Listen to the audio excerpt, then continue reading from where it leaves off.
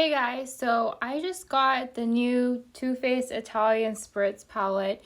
If you weren't aware, it was actually on sale for half off, and it had actually been on my mind for a while. Like I wanted to get it, but I was waiting for it to be on sale just because I have way too many eyeshadow palettes. But yeah, I wanted to share my initial thoughts with you guys and kind of unbox this with you guys. But initially off the bat, I love the packaging. The tin packaging is back, and someone said it's indicative of higher quality shadows. So that excites me. I also like a good theme, and I think Too Faced is always really spot on with their themes. They're really fun.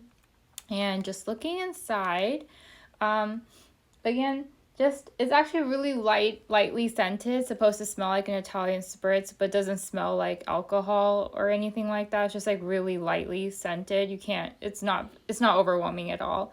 And these are the shades. So they are very beautiful for sure.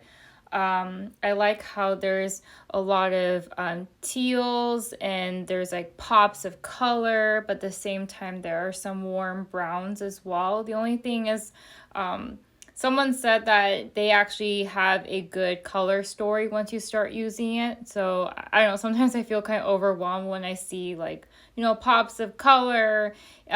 Combined with like warmer colors because I always want to do something that's like wearable and good for every day. So I don't know, I feel a little overwhelmed with all the color combinations, but I think as soon as I start playing around with it, I'll kind of get into the groove and like know which one works really well on me.